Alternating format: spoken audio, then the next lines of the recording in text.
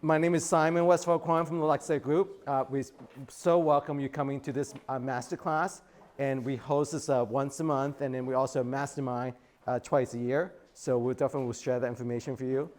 So in order for us to do some of this masterclasses that we have sponsored, so I want to bring up John Lampkin. He's from Guarantee Rate, and he is actually talk to you guys a little bit about his service and what's going on in the mortgage market. Yeah, so welcome, glad everyone came. Seth's awesome. I think I've heard you like 3 or 4 times. So Same thing, right? I don't know. It's always good. So thanks for coming again. We like getting the New York people up to Jersey. It's usually the other way around. So just to give everyone just a little update, last week was definitely an insane week in the wonderful world of mortgages. Couple things. The Fed spoke on Wednesday, reiterated that they're not going to be, reducing rates yet. It's going to happen this year. It's just probably not going to happen in March, probably towards the summer. And then the market actually gave us some good news, and rates actually came down on Wednesday and again on Thursday. And then on Friday, the jobs numbers came out. And the jobs numbers is a government report that tells us how many new jobs were created. And the number was through the roof. It was over 300,000, where they were anticipating 100. Now, part of that number was a lot of seasonal jobs, but a lot of times investors just look at the headline, they don't look at all the detail. So interest rates on Friday and Monday jumped up a lot. Yesterday, finally, they came back down a little. What are they today? So rates are still in the mid sixes. The jumbo products and even the conforming products, you can get ARMs, in 6 1/8, 6 1/4. So it's still affordable for people to buy homes. I think most consumers can afford these payments. I know everybody wants rates 4 or 5% like we had years ago, but we just got to be patient. It will come. People are making more money now. We're still seeing tons of buyers. I mean, the amount of new applications that we've gotten this week was, I think 27 new people applied on my website over the last 3 days. And these are brand new buyers. And I was teasing one of the agents earlier today that we don't even need any more buyers. Let's just keep all the buyers we have and find them houses and say, if you haven't jumped into the market, just wait a little while. But that's pretty much it. I mean, rates are good. Guaranteed rate, we're a correspondent lender. We're all across the country. My team, we're the #1 lender in Essex, Union, and Morris County. We can get things done really, really quick. Closing a deal in 2 weeks is really not a big deal for us. It's kind of like the norm. And if you have any questions, you can just give me a call, text me, email me, and I'd love to help you guys out. And excited to listen to Seth today. So thanks for having me, Simon.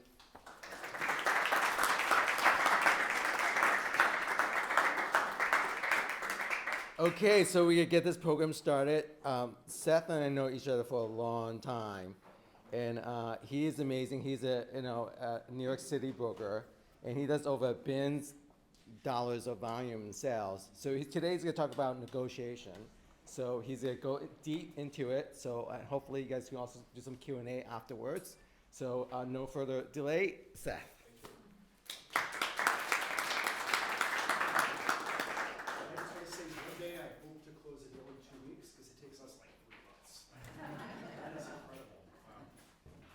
That's a rarity. Yeah. I closed my current property. It took me 8 months to close, but that was exceptional. Thank you. All right. So I have actually taught this negotiation training. Is this not on? Yeah, and this is on. Oh, perfect. Is this on? Can you guys hear me? Oh, perfect. Okay, so I have to project. No, that's fine. Can you guys hear me? Yes. Yeah. So I have a few trainings that I give, but this is by far my favorite. I love negotiating. I've been a negotiator since I was born. I used to be told by teachers and parents, Seth, this is not a negotiation, and I would say, I'm not negotiating. But what I should have said is, everything's a negotiation, I'm just not gonna win this one. Because we're always negotiating. Right now I'm negotiating my value, my credibility, trying to get you guys engaged. We're negotiating. Whether you think you're negotiating or not, you're always negotiating. The first time you pick up the phone with a client, you're negotiating. The negotiation is not just when we close the deal. It's everything that we do up until we go to sleep, essentially. So, like I said, I've done this training over 100 times, but I have notes for your benefit, because they call me Storytime Seth. I'll just start telling stories. So this keeps me on track. I actually don't like the name of this, negotiating from a position of power, because my whole mindset with negotiation is come on in, the water's warm, not trying to strong arm people. We repel people if we're too forceful. So, like judo, you use their energy instead of being forceful and pushing people. So that's really my mindset with negotiation. So I actually have to change this title.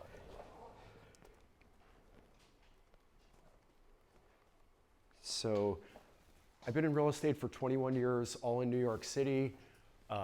Been part of over $1 billion worth of sales. We've been the #1 team at Keller Williams for the 7 years we've been there. I was at Douglas Elliman for almost a decade and a half before that. I was in the top 20 in the company when I left. People thought I was crazy coming to Keller Williams, but it's been very good for me. And but I am very much brokerage agnostic. So, whatever works for people is obviously great. Whatever gives you the best platform. So this is me. And we negotiate every time we open our mouth, right? So the first time that a client calls me, or I call them, I'm negotiating my value. I'm trying to think of data points that they don't have access to on Zillow, right? If I'm just regurgitating things that they already know, there's no reason to hire me, right?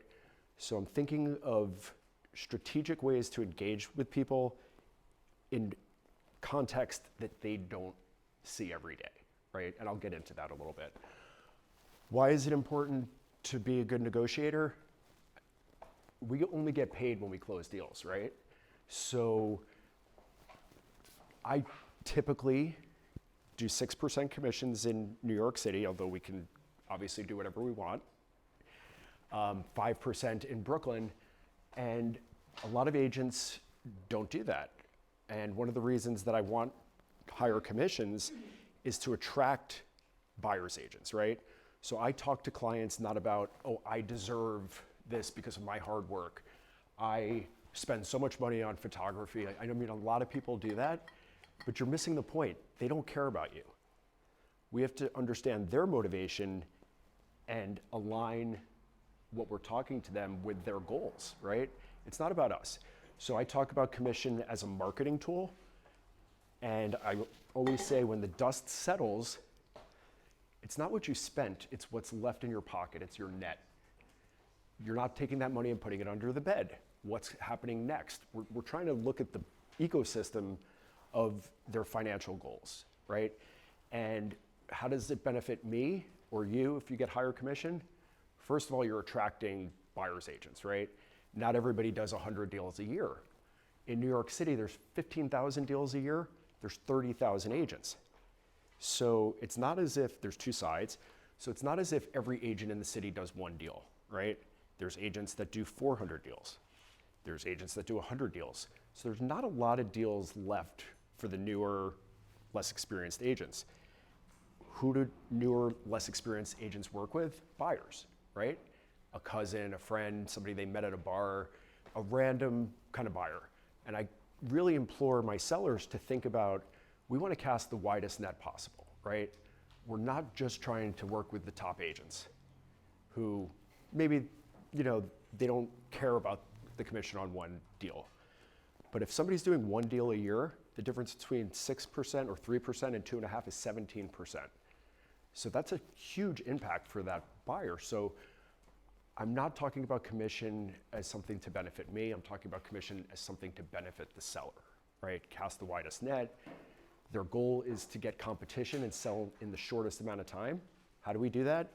We're a shiny object once. We want to hit the market with the best photography, the best commission. We want to come on the market strong. So higher commission is obviously a big part of our job, and it's so imperative that you get out of the mindset of the seller caring about you. By the end of the transaction, they're going to care and love me, and they're going to give me referrals. But in the beginning, they just want to make sure they like me, trust me, and then I get hired. So it's all about understanding motivation, connecting to motivation. You'll hear that throughout the time that we're here together. Negotiation is connecting to people's motivation in order to achieve their goals or your goals. That's negotiation. We're done. It's connecting to motivation. Overcoming objections. People talk about objection handling. I actually hate that terminology. There's a few things that I really just don't like the way we speak in this industry. Overcoming objections reminds me of a tennis racket, like batting people's concerns away. I like to speak to people's concerns, hear what they care about, what their problem is, and then offer them a solution. Or just even be empathetic if there isn't a solution. Like, we're connecting to people's concerns. It's the same thing as understanding their motivations. So obviously we get higher commission, we speak to their concerns, and then we have better results. What do better results mean? For me, a lot of my business is, I'd say 95% of my business is apartments, right? 5% are townhomes. But what happens when I achieve something really fantastic for a seller? Their neighbors hire me. Same thing with you guys, the neighbors hire you. So I just won 2 listings, same seller. I was actually competing with one of the top 5 agents at Corcoran who lived in the building where their 2 listings are. And I knew I was gonna get it. Like, people are like, oh, how did you get it? I was like, because I knew I was gonna get it. But how did I get it? I told them my self-interest, I was very honest, my self-interest is getting you the highest number. A lot of agents will come in, they wanna do this quick, they wanna get it sold. I wanna get you the highest number because I wanna take over this building. They bought it a couple years ago from this agent. And I said, oh, what was it like working with him? Because I knew he never would show his own property. They said, oh, we never met him. I was like, well, that's interesting. How many times were you there? 3 times. I was like, I will show your property. For them, I will show their property. Now, I don't show every property, but I knew this was the way I was gonna get the listing. So there was another agent that I was competing with who's fantastic, but 80% of her business is in Brooklyn. So I said, if I was selling my place in Brooklyn and I wasn't an agent, I would hire her. But my nieces go to private school on the Upper West Side. I was like, I know this ecosystem. I know the buyer. I'm gonna find you the buyer. So I got hired over 3 or 4 of the top agents in New York City because I understood what was important to them. Somebody that was connected to the community, knew people that had kids in the private school. They're bigger apartments, a 4-bedroom. It's gonna be somebody that goes to those private schools. So that is what I spoke about, like knowing the private schools, being the one that shows it, and getting them the highest number. They are gonna move to New Jersey, so I gotta figure out where. But they bought it just 2 years ago. When I'm selling a property for somebody that bought a home 30 years ago, their goal might just be quick and easy. These guys bought it 2 years ago. Every dollar that I can get for them gets them above water. And that's very important to them. So, I always tell people, I only get paid when this closes, right? Let's head on tell people what's going on. I don't sugarcoat. I talk about the obvious stuff, and I also talk about the difficult stuff right away. So I told them, like, I'm your advisor before you list, when you're listed, after you sell, forever. But I only get paid when we close. So a lot of agents just want to get this done quickly. I have a big business and I want to take over this building. So I told them what my self-interest was because it aligned with theirs, right? As opposed to, they don't think that I do care about every client, but they don't think I'm walking in and I'm like, I just care about you. I let them know I care about me too. That's important. To be honest and show them that our goals are aligned, right? So more business from better results. All right, so like I said, I've been negotiating since I was a little kid. I sold candy in elementary school, and by the end of 6th grade, I had saved like $3,000. that was 1986. That's probably worth like 15 grand now. And it was because I was negotiating. I was negotiating with kids. There was other people that could have sold candy, but I was able to negotiate. So there's learned, and then there's innate. So some of us are more innately gifted at negotiating. Negotiating is reading between the lines, right? Understanding what somebody's motivation is and connecting to it. If you are not naturally gifted at negotiation, I'm going to tell you specific things to say, when to pause, because we listen more than we speak in a negotiation. That's huge. You don't get information from speaking. And the beautiful thing about most real estate agents, well, from my perspective, not from theirs, is they don't shut up. So I just listen, right? Half the time I'm on the phone, I'm like looking at an email, just listening. Because if I don't speak, they're going to give me the keys to the castle. So especially when I make an offer, and I'll get to this later, I say like one word and then I pause. Sometimes it's really awkward. What happens when there's an awkward pause? People want to fill it. So be awkward. You know, keep your mouth shut and let people tell you everything. So this is a traditional definition of negotiation. I'll let you guys read it. But as I've mentioned, my negotiation definition is figuring out the motivation of who you're talking to and connect to their motivation in order to maximize a position. It might not be yours, but we're trying to maximize a position. It's the client's, it's ours, you know, it's, if you can't negotiate if you don't understand who you're negotiating with, right? Everybody negotiates differently. Before real estate, I actually imported museum quality gemstones in my second career. And I was in Nigeria, India, Brazil, and people negotiate so differently that when I get a really, really bad offer, I mean, of course I roll my eyes, but I tell my seller, like, we don't know where this is gonna land, right? So let's say I have a property for 2 million, somebody comes in at 1.9, that could be their top number. Somebody comes in at 1.5, which happened recently, I got them up to 2.1. So you just don't necessarily know based on how it starts, but you learn that from asking questions, which obviously is huge in negotiation. We really want to ask questions, pause, and listen. A lot of times we try to jump in and make our point. We don't have to make our point. I mean, eventually you want to make your point, but you make your point with facts, information, and confidence. I never say, do you think your buyer will come up to 2 million? I say, you're a great agent. We both know this is worth more than 2 million. In order to get this done, it's gonna have to have a 2 in front of it. I don't say, can you get your client up to 2, right? That is just weakness. If somebody says to me, can your buyer come up to 2? I'll say, well, my buyer is pretty sophisticated, knows the market, and will transact accordingly. Remember that. My buyer knows the market and will transact accordingly. If they ask me, of course I'm going to tell them they're not coming up to 2, right? But if they tell me, in order to get this done, we've got to get up to 2, obviously that's a conversation I have with my buyer. You know, they want to, I don't know if it's worth it, let's negotiate the way that we want to negotiate, but this is their mindset versus somebody coming to me and saying, do you think we can get to 2? Of course not. Why would I tell them we can come to 2? So we're connecting to motivation, we're asking questions, and the first one I didn't used to have on this. So I've been teaching this course for 8 years, and I never had don't lie, because I just figured everybody knows that, right? No, there's a lot of liars in this industry, and we could use that to our advantage. Pretty much have a story for each one of these, so I might not get past this slide.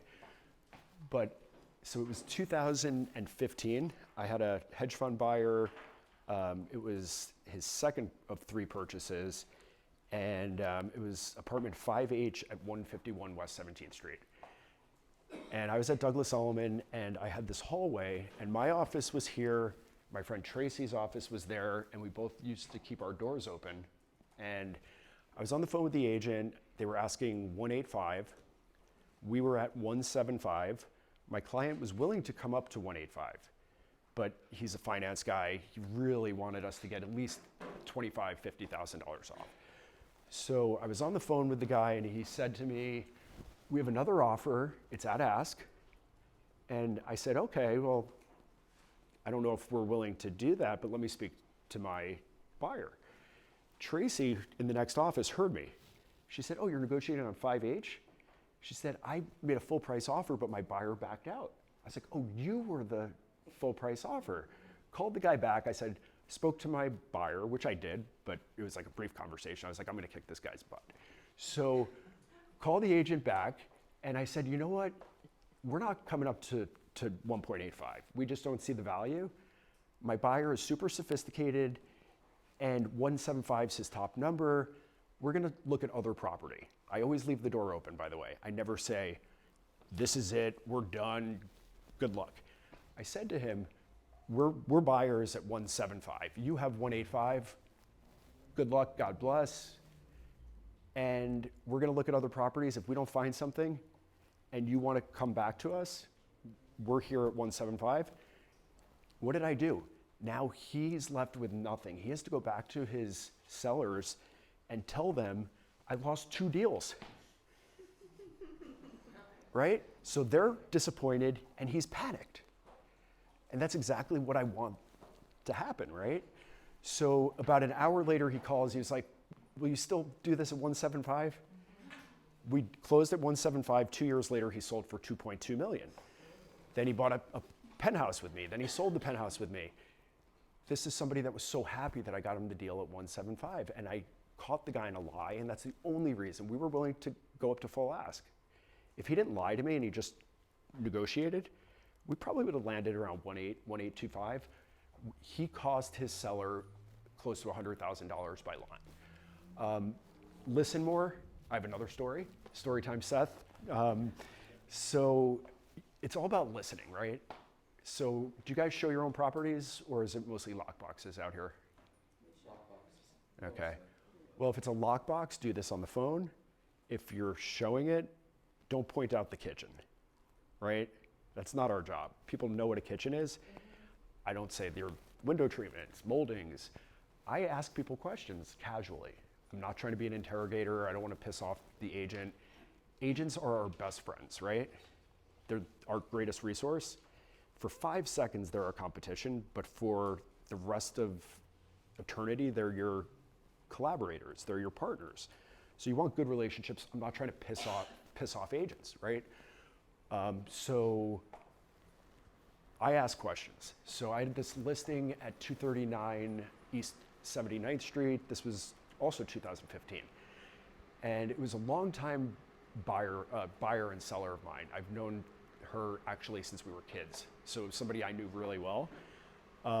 She had a studio, then her and her husband bought a 2-bedroom. They bought it for like 1.25.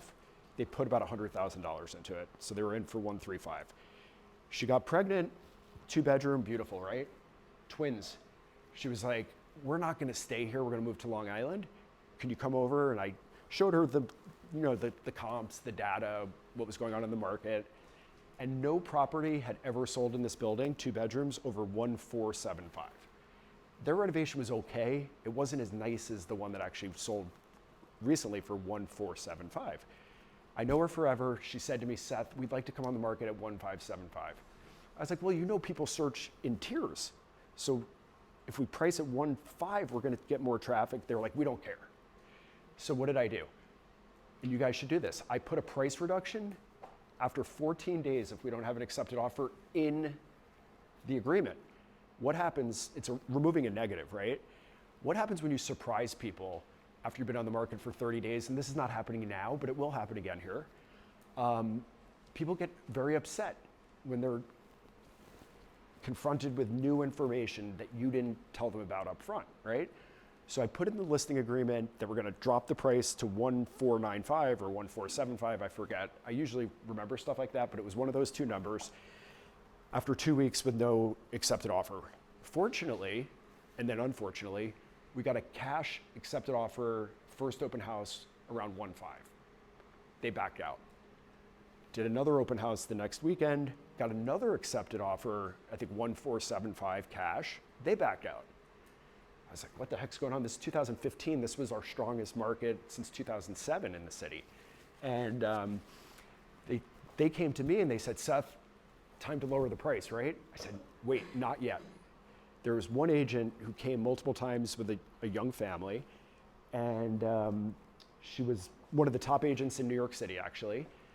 And she came back because I called and I said, you know, we have had a lot of interest, but the door is still open. I always say we have a lot of interest. I never tell people how many offers we have. I never even mention offers unless it's a best and final. I say, obviously, if we have offers, I'll say there's, you know, offers, but usually I say there's a fair amount of interest. I don't want to give information. I want to extract information. So I am the guardian of my client's information, right? And I am the predator, for lack of a better term, of information on the other side. So I called that agent, I got her in, private showing, brought her little 7-year-old daughter, and I said, are you guys only looking on the Upper East Side? They said, well, we're actually only looking in PS4. Now I got a map of where they're looking. I said, what's your budget? Just as we're walking around, because I might have other property coming on the market. 1.8. What did I do? I went to my computer afterwards. I looked. We were the only, is this on? Should be on. You can hear me? We were the only property on the market under 1.8 in that school district. It was June. They had to be in that by August in order to qualify for the school. So I called the agent, and we didn't have any offers. We just lost 2. And I called her and I said, because of the level of interest on this property, the level of interest being her, we're going to best and final, 5 o'clock, Thursday. We got 1,585. We broke a record for the building. We were about to drop the price to 1,475. My clients were so happy, they wrote a testimonial letter, sent it to everybody in the building. Well, I wrote it, they signed it. Seth never kicked our dog. He was nice to our kids. He got us a record-breaking price, mailed it to that building, the next 2 buildings, and that led to 10 listings over the next 5 years. Yeah. And I don't, you can't hear? Is this on? Left, flip it up, the button. This button? Yep, flip it up. Yep. And now make sure there's that power button on the mic, Seth. Just push that. Yeah, it's up. Perfect. All right. So you didn't have any offers, but you had a strong interest with this buyer. Mm-hmm. And you said, I'm going to do best and final tomorrow. Worst case scenario, we would have dropped the price to 1,475, which we were going to do anyway. You're saying to this other agent, I'm going to do best and final, and you don't even have any offers. Yeah, I did that again last summer, and I broke the record on a townhouse in Brooklyn, 12-unit collection. The highest price ever was 2.9. We got 3,175. One participant. But I don't lie. I don't say we have 10 offers. The level of interest is high, Right, but it's so you. I'm doing best and final without having any offers. I don't say that. No, I know. I'm saying that right now in this room, no one's. Yes, that you say, I don't recommend doing it all the time, but if you know somebody this is the only property in the world for them, why not? I have a problem with that. What if they ask, do you have any offers at that point? If you know. People ask me all the time if I have offers. What's your answer? If I have 10 offers, they say, how many offers do you have? I say we have a very high level of interest. I'm not going to get into how many offers we have, but because of this high level of interest, we're going to wrap this up on Thursday. Even when I have 10 offers, I don't tell people. I want to keep people guessing, right? Like, I don't give out information unless it's supporting my price based on factual comparative market analysis, right? Otherwise, like, I don't tell people that I've got 2 estate properties I'm listing in the next couple of weeks. I'm not telling people that the client died. I purposely keep some clothing in the closet. This is marketing. This is not, we're not lying. We're just not giving out information, right? Like, we're not in the business of giving out information. We're in the business of extracting information. And I don't do this all the time. I certainly don't call best and finals on a property that's stale, sitting around, right? I understand, but I have a hard time. No, that's fine. We all do this business. We all do this business differently, and I encourage people to do what works for you, because not everybody's going to be able to do what I do, and I can't do what other people do, right? We just want to be the best at the things that we're good at. Somebody was just asking me how our technology is at my company. I have no clue. I don't even know the name of my CRM. I think it's Follow Up Boss, but I'm not sure because I don't look at it. There's things that I know that I'm good at, and there's things that I'm not good at. And there's ways that I do the business, and there's ways that other people do the business, and there's people that do the business at a higher level than me that wouldn't do the business the way I do, right? So we have to do what we're comfortable with, but that's just an example of listening. You don't have to call best and final.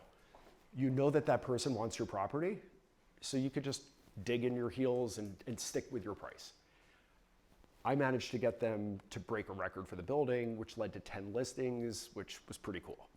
So it all came from listening to people as opposed to pointing out when they renovated, they actually opened up this and put the breakfast bar there. People know what a breakfast bar is. I'm not pointing that out. I'm listening. If there's something really special about the building, like this particular building that I'm talking about, they hadn't raised their maintenance. Maintenance in a co-op is the taxes and HOAs combined into one. They hadn't raised their maintenance in 10 years because the sponsor, when he left the building, that's the person that turned it into a co-op, actually sold the remaining units to the co-op. So they owned these units. So every time somebody leaves, they sell the co-op unit and then put it into their reserve fund. That's something I'll point out because that's really special. So be confident. I touched on this. So you only used that tactic because you extracted information from the other agent? Yeah, I knew that a co-op takes about 3 months to close, and they had about 2.5 months before the school cutoff, and I just knew that this was the only 2-bedroom that could work for them. Right, so if you hadn't extracted that information. I would never have gone to best and final. We would have probably dropped the price to 1,475, and we would have accepted 145. My clients got $135,000 extra, essentially, which was pretty cool. Be confident. Remember, I said this before. Somebody says to me, "Do you think that your seller would come under $2 million?" No. But when I'm talking to somebody, again, and be collaborative, flatter, I always say, "Well, you're a good agent. I'm sure you noticed that nothing trades below $2 million. So of course we need a number with a 2. That's confident without being pushy, right? The water is always warm. I never want to push people away, right? Like, the door is always open. I don't tell people, your offer's terrible. Why don't you go negotiate somewhere else? I say, thank you so much for the offer. As we both know, this is where the market is, this is where trades are happening, and we're going to transact accordingly, right? It's nice, but it's confident. Be collaborative, remove negatives. So I had a listing in Chelsea. It was actually one of the former president's best friend's apartment. So she was a pretty, very tough cookie to work with. And she had a 3-bedroom in Chelsea that was 2,500 square feet, condo. Should have been about $5 million. But every exposure was about 3 feet from a brick wall, right? Not the easiest sale. So we were priced actually at 2.65. And people would walk in, and what was the first thing I would do? I would say, "Guys, come, check out this view." They were like, "It's a brick wall." I was like, "Well, you've heard of $1 million view? This is a $2.35 million view." And I got full price because I didn't hide it. I didn't keep the window treatments down for them to open it and be like, "Oh no, I'm disappointed." My photos online showed the brick wall. I don't want people to come in and be disappointed. I want people to come in and be delighted, right? So when we take pictures, we don't frost the windows, right? Maybe we do a little bit of editing, but we want people to walk in and it's the apartment that they saw online. and I want to show them the negative right away. Like a lot of people would dance around it. Another example of this is 111 East 75th Street, apartment 8A. My client bought it for $1,050,000, I think, and she thought she could get over her fear of elevators. She kept her first floor apartment. She went there like twice, and she was like, I cannot get in an elevator. So we sold it. We put it on the market for $115,000. Just 2 years later, closing costs, just so she could break even. But right before we put it on, apartment 8A, which cleared the building across the street, sold for $800,000. I'm like, uh-oh. So what did I do? I reached out to somebody I knew in the building that was on the board, and I said, why did 8A sell for $800,000 when we just bought 4A a year and a half ago for $1,050,000? She said, oh, that was one of the shareholders selling the property to their daughter. And this was the lowest price that the co-op would allow them to sell. So every time somebody made an appointment, what did I say, or what did my assistant say? I'm sure you noticed, which they didn't, because you don't do that research when before you're making the appointment, but I was complimentary and removing a negative, saying, as I'm sure you saw, apartment 8A sold for $800,000. I just want you to know that that was a parent selling to a child, and this was the lowest number that the co-op would allow. So find out, if you have a terrible comp, call that agent and find out why that traded that way. And don't wait for people to do the research. Don't wait for people to see that. Because guys, we cement things in our brain even when we're given information that disproves what we originally thought. It's already cemented in your brain. And it's so hard to change people's minds once they've cemented something. So don't let them do the research first. Tell them before they see that the property sold for $800,000, even if you've got a great reason why it did. Get ahead of it, remove the negatives. Always stay calm. So I was on a podcast recently, and I said, as a real estate agent, we're the doc, D-O-C-K. The guy thought I said duck, and basically that was the whole rest of the podcast. But we're the dock, right? Like, we're tethered to the ground. And then we tether our clients to the dock. They're the boat. And the market, the seller, everything is turbulent, going up and down. But what do? We hold them. We probably all say this, but I've said this probably 1,000 times in my career. The beautiful thing about the seller is he's not going to be there when you move in. Like, because people hate the people on the other side of a transaction sometimes. I'm like, well, they're moving. Hence the apartment's on the market for sale, right? So we're trying to keep them calm. I mean, there's so much uncertainty in the world right now that we have to be research-based. We're experts, right? So we have to tell people stories to connect them to what the outcome is going to be. I use stories as breadcrumbs, right? I never tell people, you need to stage. This apartment needs to get painted. I can't believe you did that with the bathroom. Instead, I'll bring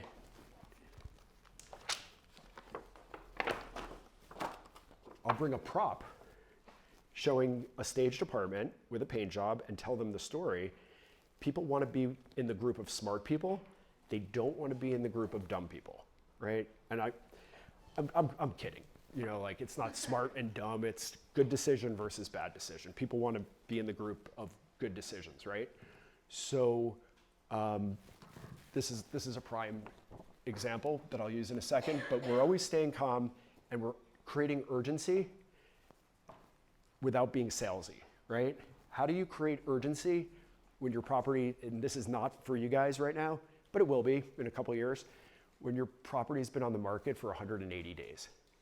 How do you create urgency, right? When people come, we were on the market, obviously we missed the ball with the price, we've changed the price, we're in line with the market, and we have a lot of interest right now. Or there was a tenant in place. We had difficulty showing. The tenant moved out, now we have a ton of interest. There's usually a reason something's been on the market, and there's always an opportunity to change the reason that it's been on the market. So you're not saying, oh, we're on the market and Now we've got 10 offers. Again, we have a high level of interest because we did X, right? So you're creating urgency without being salesy. So this one's obvious. Who do we negotiate with, guys? Everybody. So when do we start negotiating? First contact. So first time I talk with a buyer, you like ET? I do too. So the first time we talk to a buyer, what do? I like to get on the phone with people. I prefer to meet them in person, but they don't always want to meet me.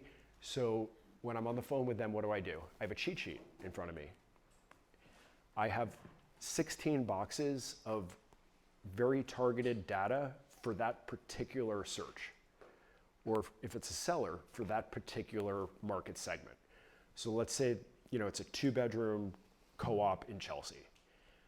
I do 16 boxes of data for specifically the market segment that we're discussing. And the one that I care about the most is called Market Pulse. Market Pulse is the ratio of pending to active, contract signed to active. So if there's 10 properties on the market and 5 in contract, the Market Pulse is 0.5. If there's 10 things on the market and 20 in contract, the Market Pulse is 2.0. Why do I love that? Because it is apples to apples, compares every market segment in New York City or in Short Hills. 3 bedrooms have a Market Pulse of X. This school district has a Market Pulse of X versus this school district. It is the easiest way to communicate relative market strength to people, and it's something they've never heard of before. Guys, if you're telling them exactly what they can see on Zillow, they think that they can do it themselves. So I do price per square foot, days on market, pending, active, Market Pulse, average listing discount, how many properties are going above ask, and I'm doing month over month and year over year. 16 different metrics, right? It takes me about 10 seconds to do it because I have a company that does it for me, but I used to do it myself, and it would take me a full day to do this stuff. Now I have push a button and I get the data in literally 10 seconds. So it's New York specific, but you could find somebody out here that could do that for you probably pretty easily. And by the end of that conversation, they're like, oh my God, we're so lucky to work with you. Because I'm telling them things that they don't know, right? That is really the secret sauce of credibility, is having information that they don't have, right? So what did I do? I negotiated my worth without telling them I'm the best agent, I've done this, I've done that. At a listing presentation, I don't tell people I sold $1 billion worth of real estate. I don't tell them that my team has been the #1 team in my company most of the years since we came over. I tell them stories of my clients' success, which obviously shines a light on me, but it's indirect. I never flatter myself, I flatter them, and I tell stories of my clients' past success, right? Obviously, I was the one that helped them get the success, and it says in my listing presentation some of the accolades, but I don't talk about it. Like, they don't care about me. They care about their success. So I give them breadcrumbs to show them how to be in the group that finds success.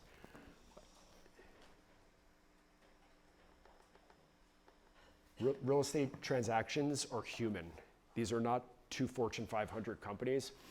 My brother is the chief legal officer for a multi-billion-dollar valued startup. He negotiates very differently than me. Like, I've been on the golf course with him, listening to him negotiate. I was like, man, if I negotiated like that, I would have zero business. Because I want the agent at the end of the transaction to thank me. Even the one that paid $1,585, we're still friends. She likes me, right? So they should, I pick up the phone, I call people, I'm like, hey buddy, how's it going? Really liked your buyer. They seem perfect for this property. I just want to let you know that we do have some interest on this property, and I don't expect it to be here very long, but we've had great working relationship in the past. I would love to do this deal with you, right? I don't call them and say, does your client like the property? Can I get any feedback? No, I tell them, I'd love to do a deal with you. Let's do it, right? So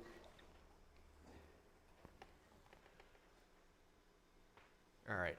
I mean, I kind of talked about this already, so I'll skip this slide, but we remove the negatives. We are confident.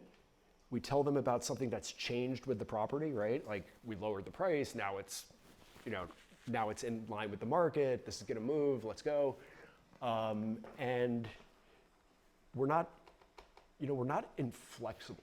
Like that's not our thing. Like we're not telling people, you better come up. It's, as you know, this property should trade here. It's really diplomacy, right? We're diplomats whose job is to maximize the assets of our sellers and maximize the values for our buyers. That's our job. And we do that. There are some agents, when I first got in the business, particularly on the Upper East Side, they were so mean. I was so young. I was like, wow, these people are scary. But guess what? Nobody wants to work with them anymore. Those dinosaurs got put out to pasture because people didn't like working with them. So, like when I have a listing, I call my favorite 25, 30 agents in the city. And I tell them, this is an amazing property. I'd love for you to come over, check it out, even if you don't have a buyer for it right now, right? The brokerage community, and Simon and John are really good at this, right? Look at what we're doing today.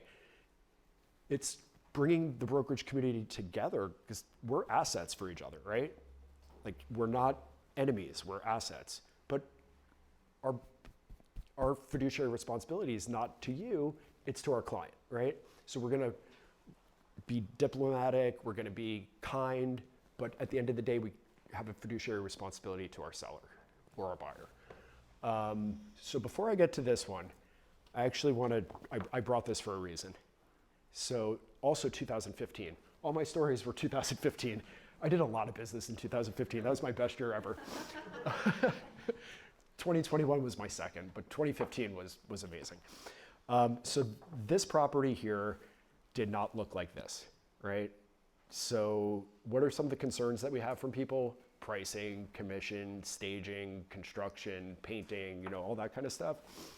So I get a call from this lady, Helen, who I'm actually still friends with. She's actually a big Hollywood producer. This was her father's apartment. Her father was 96 years old. He had lived in this apartment for over 40 years. I've never met anybody who cared more about the price than this 96-year-old man who was leaving New York to go move to where his 70-year-old girlfriend lived in Arizona. This guy was the man, but he was very difficult. So I walked into the building. It was 205 East 22nd Street, top floor apartment. And the first thing I noticed when I walk in is every single inch of the burgundy painted wall had art. Every inch of the terribly conditioned wood floors had a sculpture. Nothing had been touched for 40 years. And that was just I noticed that. My aunt actually introduced me to the daughter. She owned an art gallery in Chelsea for a long time. She retired probably because of this apartment. And so this 96-year-old guy, as soon as I walk in, his daughter is really nice. She was like, oh, Seth, thank you so much for coming. We know your aunt, yada, yada, yada. I sit down and the 96-year-old guy says, thanks for coming, but you're wasting your time. Elaine, she's been in this building for 40 years and she's gonna sell this apartment. I knew that going in, right? Do your research. I always say 90% of the listings in any market are controlled by about 5% of the agents, right? So when this new commission thing came out, this is a tangent. When this new commission thing came out, I was like, well, at least 90% of the listings will offer a good commission because these are great agents, right? It's the random 10% of the listings that somebody's friend, cousin, neighbor, hairdresser's daughter, like those are the ones where you might see some depleted commission. But I mean, 90% of the listings are in the hands of really established agents. That's usually the case. So I knew that she did about 95% of the sales in this building for the last 40 years. How did I get this listing? So I said, well, that's great. I know Elaine forever. She's awesome. I never disparage agents. So the 2 listings that I just got, the 4.2 and the 2 million in the same building as a top 5 agent at Corcoran, I just said, I love that guy. His showing agent, I'm going to her wedding in Mexico City later this year. The other agent I knew I was competing with, I was like, I just had dinner with her 2 nights ago. She's the best. And I would hire her in Brooklyn. You know, I complimented Elaine. But I sat down and I said, well, what did Elaine tell you this property was worth? Because he made it very clear that he cared about money. I don't know, 96 years old, I would be the last thing on my mind. But he cared so much about every last dollar. And he said, well, Elaine said 1.4. And I never tell people an exact price. I say, pricing is fluid because markets are dynamic. Write that down. If you get anything from today, that's at least like something to say to people. I never give people a list price. My listing agreements have a temporary placeholder price. Because guess what happens when I list apartment 19B for 4.2 million? Or I tell them it's 4.2 million, and then 20B sells for 3.9 right before? We can't price at 4.2. Or what if 17B sells for 4.5? We either get counterfeited or benefit by stuff that's happening in the market. So pricing is fluid, markets are dynamic. However, with this guy, I did give him a price. Because I walked in before seeing the apartment, I said, this thing's worth 1.5 million, easy. So I told him, I said, I think it's worth 1.5 million. However, would you be willing to stage and paint? Absolutely not. I said, well, what if we keep what you have, we put some stuff in storage, and I had a colleague at Douglas Elliman who used to just sit there and do the crossword puzzle, never did any sales, and he used to have a painting company. I told him, you should probably get back to your painting, and I will get you so many jobs instead of sitting here doing the crossword puzzle. So it was probably a $30,000 paint job, but I called him on the spot actually in front of the seller. And I said, Brian, got this 1,500 square foot property, do me a solid. What's the lowest price you can do? He said 11,000. So I told the guy, I was like, for $11,000, I'll get you 1.6. So I worked with the super. He didn't have to lift a finger. We got a lot of his stuff out, and we made the apartment look like this. Can you guys see? Beautiful apartment. This view was over the East River, and you could see all the way to Long Island. But it looked like a cave because it was gray ceilings, burgundy walls, and I take this on every list, not this copy, this is terrible, but I bring this with me every listing I go to. But I'll finish the story before I get to this. So we said we'll list at 1.6. We painted, we took the photos. This is gorgeous. I mean, the kitchens and bathrooms were from the 70s, but we made the apartment look incredible. It was 2015. If it was today, I'd make them. I would encourage them, breadcrumb them through stories to renovate. Like I have 4 different listings right now. They're getting gut renovations because nothing unrenovated sells in New York City right now.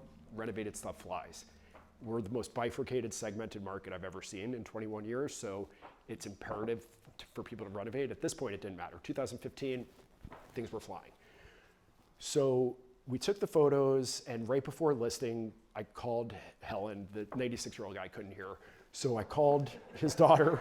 I mean, it's true. He could speak, definitely could speak, but he couldn't hear, and maybe by choice.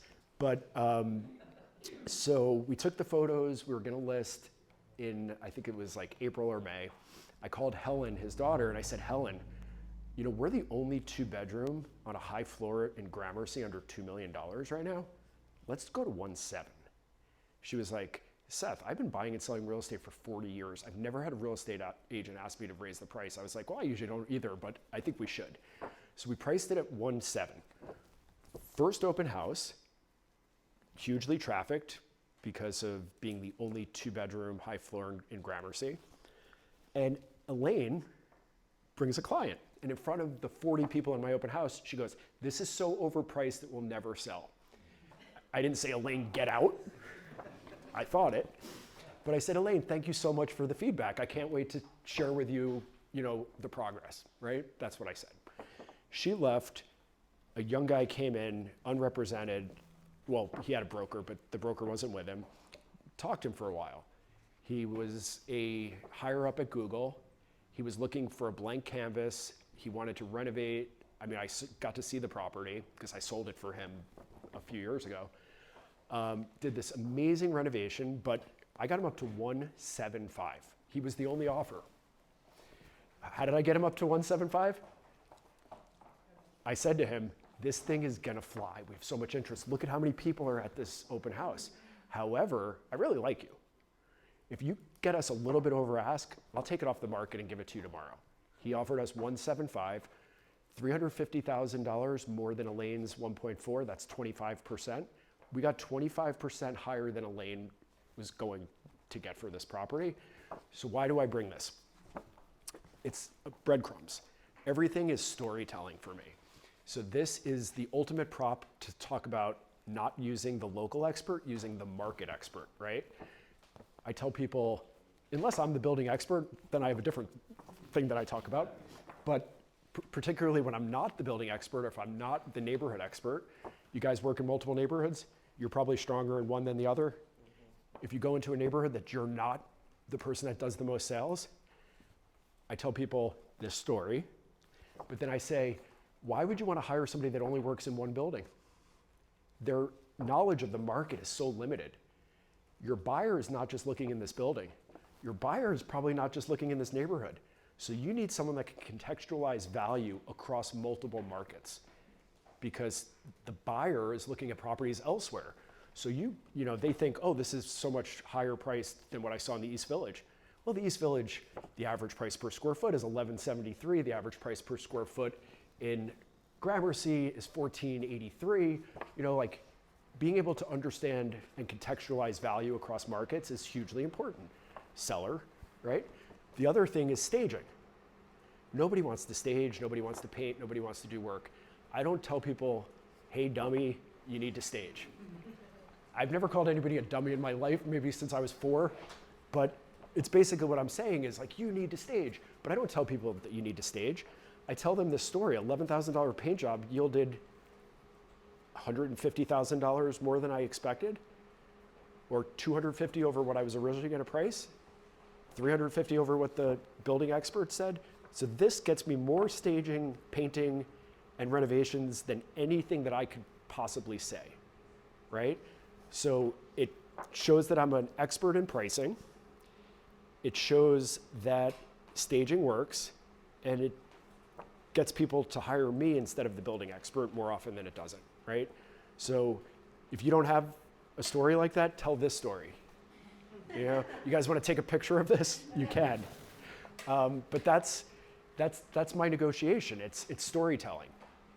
If you tell somebody what to do, what are they going to do? They're going to put up their guard, and they're going to say no. Or they're going to say, let us think about it, and then they're going to tell you no. But if you show people your client's past success, they're going to choose that path, right? So it's storytelling. It's breadcrumbs. It's low pressure, but they make the right decisions for themselves. And at the end of the day, we're in the business of helping people make the right decisions, right? So I skipped this. Okay, this is my favorite thing to do in this business. I work with sellers probably 75% of the time, and I work with buyers 25% of the time, but making an offer for a buyer is my favorite thing. So what do I do before I make the offer? That same 16 boxes of data. I look at what's sold recently in the building, and I talk to my buyer, and we come up with a strategy. In different markets, we might offer close to ask, we might offer above ask, we might offer below ask. That's irrelevant. But I type up the offer, and I have a cover page on my offer. My cover page, the top paragraph, has the offer price in bold, the percent down in bold, whether it's contingent on financing in bold, and for a co-op, the debt to income ratio in bold, and the post-close liquidity in bold, and the closing date in bold. Why do I put that in bold? Because that's what they read to me on the phone. So I don't press send on the offer. I call the agent and I say, hey Simon, are you driving right now? Are you in front of a computer? Oh, you are? Send. Did you get the offer that I sent over? They open it up and they read it to me every single time. I've never had an agent not read it to me. I mean, I wrote it, And I'm like, okay, great, read it to me. And what do I get from them reading it? Intonation. I don't get intonation from an email. I don't get intonation from a text. And I always hear what the pain point is, because that's the word that they stick on. Okay, the offer is 1.85. What did you say? I'm sorry. What did you say? What word did you say just now? Oh, they're pain points. Oh, pay points. Pain, like what the problem is. Yeah, it's like duck and dock. Like, yeah, not a paint point, a pain point. So, yeah, I had a bad cold a couple weeks ago, and I'm still, I'm not sick, but I'm still a little, post cold. So I find out what their pain point is, and it's the mortgage contingency, or it's the price, or it's the percent down, or it's the closing date. So they read it to me, 1.85, 20% down, contingent on financing. So I call my buyer, and I say, you know what? I thought maybe we'd have a little bit more resistance on the price, but it didn't really go over too poorly. What did was the mortgage contingency. And they were like, well, we can't waive it. So I'm a big proponent of, if it's not illegal, be creative. Just because other agents aren't doing it, be creative. So I think it was 2010 the first time I did this, and I actually did it for my brother, first time. Waived the mortgage contingency, but in New York City, we put 10 to 15%, 15% for new construction, 10% for resale, down with the contract. That 10% is in jeopardy if you don't get your mortgage and you've waived your mortgage contingency. So what did I start doing? I waived the mortgage contingency, we put the 10% down, but only 1% is in jeopardy. On a $2 million property, or 2%, on a $2 million property, $40,000 shows the seller that we have skin in the game. We're not trying to get out of this, but it also mitigates $160,000 worth of risk for my buyer. So in the case that I was just talking about, where the mortgage contingency seemed like the problem, I can have that conversation, and often I can get them to offer 1 or 2% in jeopardy, because if they're buying a $2 million property, $20,000, $40,000, when they know they're getting the mortgage, they just want to protect themselves from that small chance, they're willing to gamble $20,000, $40,000. They're not willing to gamble 200, right? So if they said 1.85 million, and then the rest of it they read with no pain point, I'll call my seller and I'll say, or my buyer, and I'll say, price is definitely the thing that we need to negotiate here. And then I'll have a conversation with them about value. So I also have this conversation with my buyers. This is my opening line with new buyers. Asking price is marketing. We don't care about asking price, we care about value. And that's especially true in markets like this, right? People price $500,000 under where they think it's going to trade. So we actually come up with a top number before we enter into a conversation. We come up with where the top value is. And I didn't mention this, but I will, and then I'll get back to the making the offer. In a very competitive market like this is hugely important for you guys, is how long are you going to be in this home? Because I did, I think, 5 deals in Park Slope last year. All of them went about 7 to 10% above ask. Park Slope and Williamsburg, Brooklyn, where I live, are the 2 hottest markets in New York City. Like, nothing stays on the market. I do a lot of my listings off market before they hit the market, right? So I had a woman I had a listing in Brooklyn last year, direct buyer. They hated real estate agents, so they didn't have a real estate agent. Had a lot of disdain for me at first, but then they liked me by the end. They called me and they said, oh, my mom is looking for a property. I'm like, oh, you're referring me? I thought they hated real estate agents. But they referred me the wife's lovely, lovely, lovely mom. She didn't hate real estate agents. And we were looking in Park Slope, and she bid, I think, 11% over a property that she loved, and she lost. She went back to Philadelphia. She came a second time. We saw a property she liked even more. I was like, well, things happen for a reason. That other property is not as great as this. This property is underpriced. It was asking 125. And her and I did comparative market analysis for her. I showed her that this property was worth anywhere between like 1,325 and 135. that was sort of where I saw the property. We offered 1.4, 75 to 50 to $75,000 more than today's value. Why? She said, I'm going to die in this apartment. I'm going to be here for at least 20 years. Average appreciation, 4% a year. That's 80% appreciation. 80% on 1.4 is 1.2 million appreciation. So are you willing to trade $75,000 of future appreciation and equity? You're still going to make, or your kids, are going to make 1.125 when they sell. What's the difference, right? And she went up to 1.4, she won the property.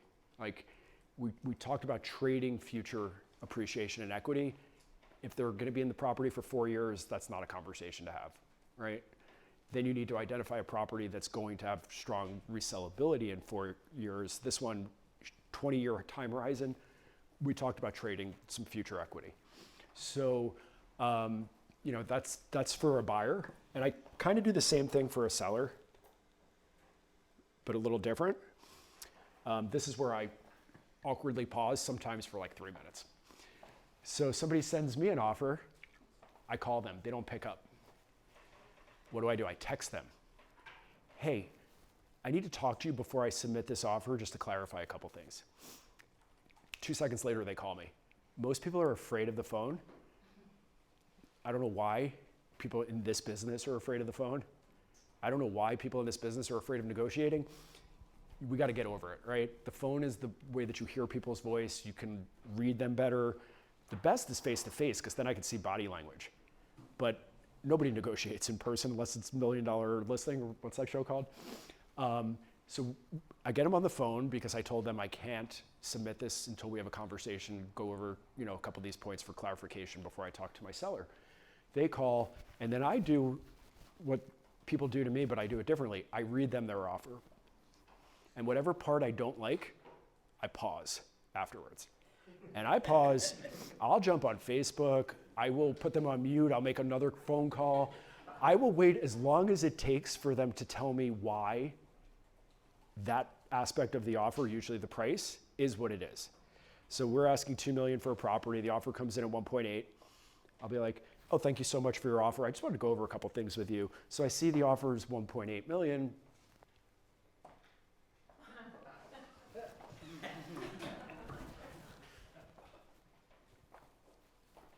Sometimes it's a minute.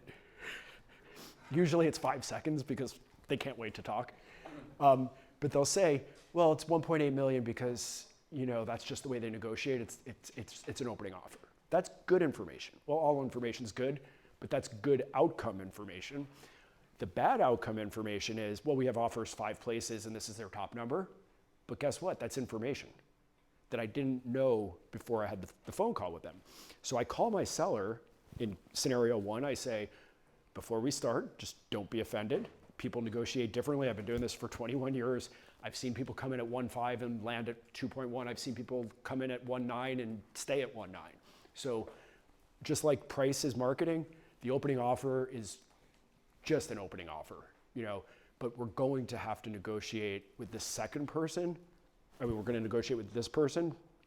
This person, we've got to make a decision. You've been on the market for 120 days. I know you want to see your grandkids in Florida and you want to move. The market in your segment is, the market pulse is only 0.1. The market pulse for Manhattan is on average 0.78. You are in one of the less sought after markets, and we've seen that because we've been on the market for 120 days. You've got a decision to make. I can't make it for you. This person's not going to come up, or if they do, it's going to be negligible. They have offers elsewhere. Do you want to take this? And again, I don't say this, but nobody takes the money. Actually, it's funny, I taught this in my market center yesterday, and I made a what Scrooge McDuck joke. I was like, nobody takes the $2 million and like swims in it or puts it under their mattress. There's always a part 2. Financial decisions aren't just the sale, it's what happens next. Some people want the money because they have a business opportunity. I have a listing on 72nd and Park Avenue. She has a business to buy in Minnesota right now. We're asking 195, we're actually at 2148, but she would have taken 19 because she really wanted to get to this business opportunity in Minnesota. But more often than a business opportunity, it's I want to be with my grandkids. I want to move to where my grandkids are. I want to retire to a golf course. So if that person bought the property 2 years ago, we have a different conversation. It's maybe we take it off the market and we put it back on the market when interest rates come down. Or maybe we, do a little renovation and put it back on the market. But with the person that wants to get to Florida, the conversation is, I don't know when we're going to get another offer. I'm very happy to continue marketing this property. I love you. I love working with you. But this might be our best offer. And it might be the only offer that we get in a timely manner that you are looking to move to Florida. So, it's not great information, but it's information. And that's the name of the game is getting information. So, guys, awkward pause. Let's work on it. No, just kidding. So, I will literally, Simon, I saw you laughing. I would literally wait 5 minutes before opening my mouth because I want to get information. And me talking doesn't get any information. Okay, so you guys know what to do in a seller's market, so I can skip this slide. You've been doing it for a while. But in a seller's market, I'll give you my very quick pricing strategies. In a seller's market, I like to underprice by about 3 to 4, sometimes 5%, depending on how hot the market is. In a neutral market, I like to price right on the money. And a lot of people, the conventional wisdom is in a buyer's market, you want to get ahead of it and you want to price it aggressively. No, I like to this is me. Not everybody's going to do this. This is what I do. I find out, like for my market segment, which is, let's say Chelsea 2-bedroom market again, co-op, if the average listing discount is 3.2%, I want to overprice by 3.2% to bake in their expected discount and hopefully get to the number that we were going to list at, right? So I told you the story about Ruth Ann, my client, who bid $75,000 above what she thought the property was worth, 150 over ask. That's what you do with a buyer in this market.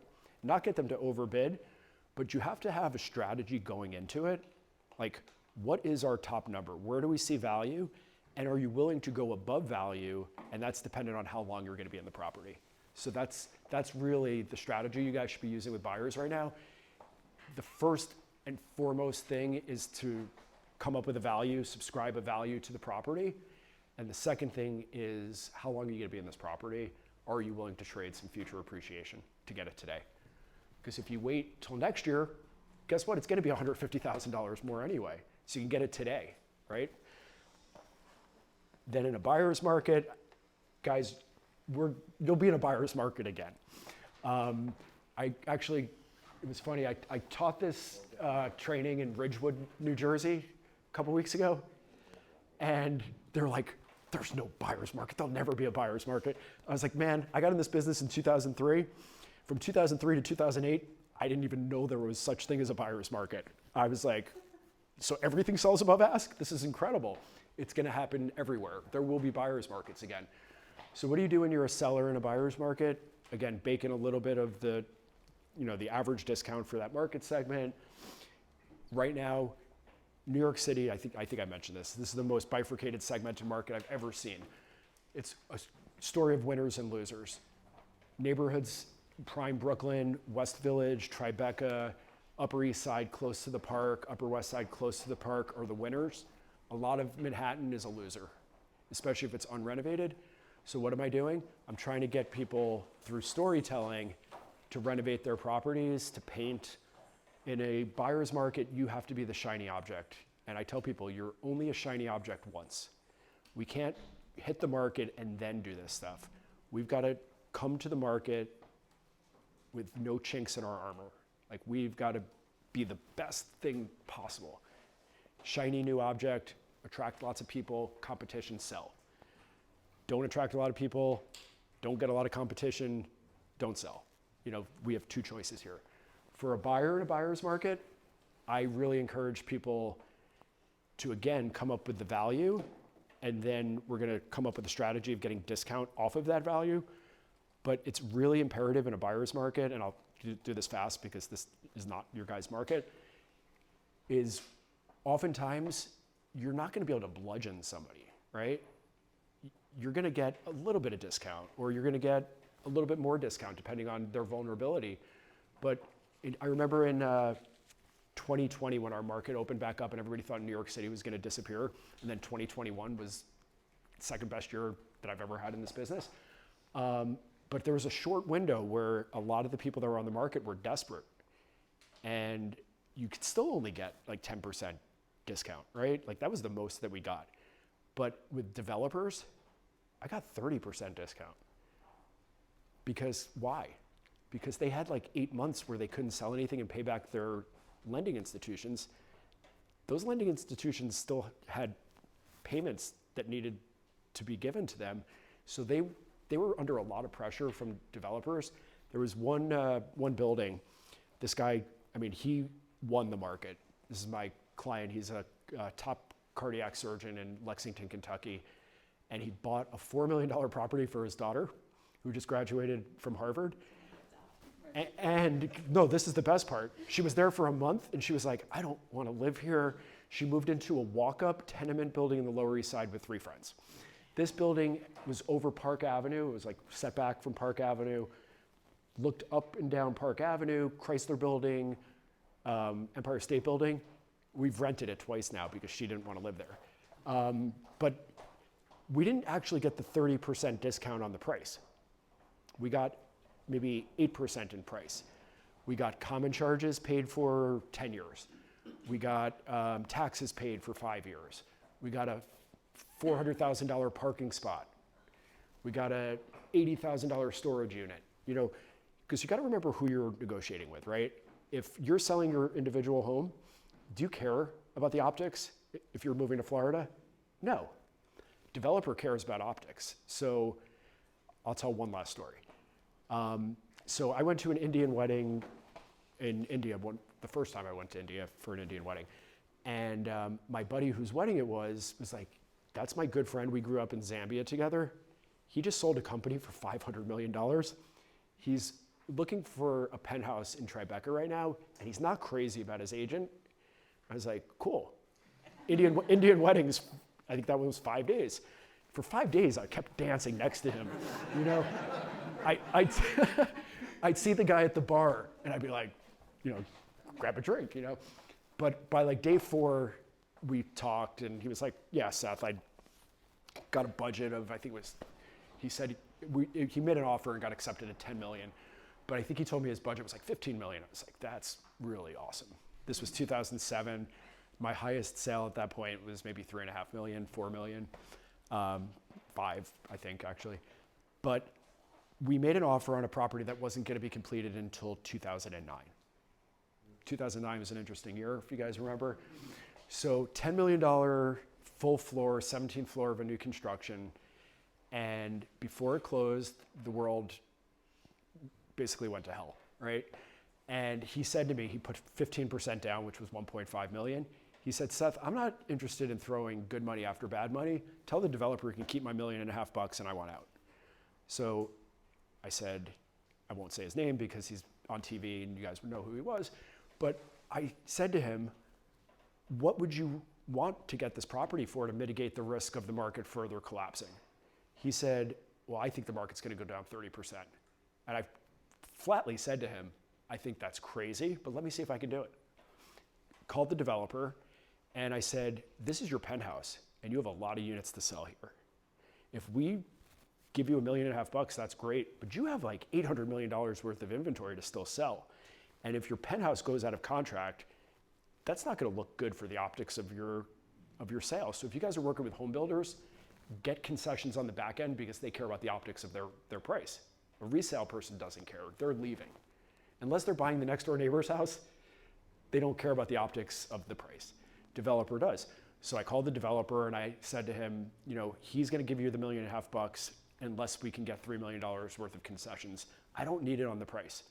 We got a $1.5 million decorator credit. We got a $750,000 parking garage. This was Tribeca. It was a very expensive parking spot. Whatever it was, it added up to $3 million. He closed. He really paid $7 million. And why is it great that he has the higher price? It helped the developer sell the units in his building for a higher number. But also when he goes to sell, oftentimes people look at the cost basis and they say, oh, he bought it for 7 million, we can push. No, he bought it for 10. So he actually is in a much better position when he goes to sell in the future. So you should be creative. And again, if it's just because people don't do it, like the mortgage contingency thing, I've never had anybody present that to me before, but I present it all the time. You guys can do something like that, and definitely know the difference between negotiating with an individual seller and a home builder. Home builder cares about the optics, resale doesn't. And you guys have any questions? Because I could wrap up there. Or did I answer everything? So Seth, let's do a little, not a little bit, Let's- let's say, yeah. the front market is going to offers pretty much do our mortgage markets, right? So let's say, is 15 offers on the table, and then you're one of the top 3. You, as the buy agent, the sell agent, you come back to me and say, hey, you're one of the top 3 offers, and what can I do to win this house? Oh, so I do that before the offer. So I actually didn't, this was in the seller's market slide. I actually skipped this, so thank you for bringing that up. Remember I said hide your client's motivation, except in a best and final. I call the agent, I know that this property is gonna have tons of offers.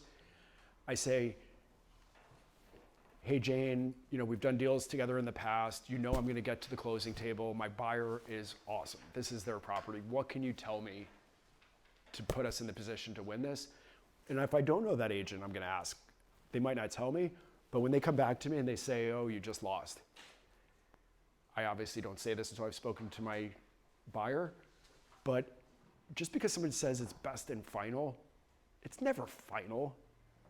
I will encourage them to raise their offer if they're going to be there for 20 years and they're willing to trade that much more equity, or even though it's best and final, we still think that there's value above that number. I'm not in the business of getting my clients to overpay for stuff, because my business is not a get-rich scheme. It's a long-term relationship business, and I want referrals. So I'll tell people, let's live to fight another day. Or if you're going to be there for a little while, what's another $100,000 on this $4 million property if you're going to be here for 15 years? And I'm not writing the check, so you've got to make that decision. I beg, I plead. What can you tell me? Please. But it works better if you know the agents. So you guys, the last thing I'll say, because I could talk about this all day, so cut me off. But when I was new to the business, remember I told you about those really cranky people on the Upper East Side?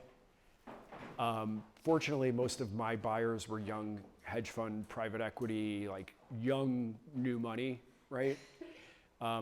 Three people, my brother, my friend Saul, and my then financial planner, Sumesh. That's whose wedding I was at in 2007. The 3 of them are responsible for about 75% of my luxury business. I sold Daniel Radcliffe an apartment. How the hell did I meet Daniel Radcliffe? I didn't. Saul, his brother-in-law, sold a company for $7.8 billion to the Koch brothers. And I sold him an apartment in the building that Daniel Radcliffe lived in. They connected. I sold Daniel Radcliffe an apartment. I don't know Daniel Radcliffe. Like, I only met him on FaceTime. But there's 3 people that have connected me to everybody, but I'll rewind, because that's why I actually never used that, but that's why I have notes, so I stay on track. But when I was new to the business, most of my clients wanted to be in Tribeca, West Village, Chelsea. Remember I started by saying 90% of the listings are held by 10% of the agents, 5% of the agents? This was 2003 to 2007. Everything, like you go to an open house, and you guys have seen it. We haven't seen it since 2015, 16. Literally lines around the whole block. Like, city block, there would be lines around the whole block. And I was a new agent, I didn't know anybody, my offers weren't getting heard. So I started going to the open houses or events with the top agents that had the market share. I befriended them. Guess what? My offers started getting heard. You guys should do this. If there's like mega agents that are dominant in an area, you want to be their friend. You want them to know you. Even if you're not friends with them, name recognition goes a long way. So you just show up and go to their open houses, go to their events, whatever it is, believe me, you're going to start getting your offers heard more. That's really what it is. This is a relationship business. We only think about our relationships with our clients. 50% of my business is referred to me by agents around the country. In 2021, I closed $40 million worth of just agent referrals, personally, not my team. That was because of relationships. Simon understands relationships. John understands. A lot of you guys understand relationships in your market is what gets your offers heard. I have a question. Well, thank you. Yeah, of course. Great info and all of this. So you were saying the intonation matters with the deal. And So I stay very rote on the phone.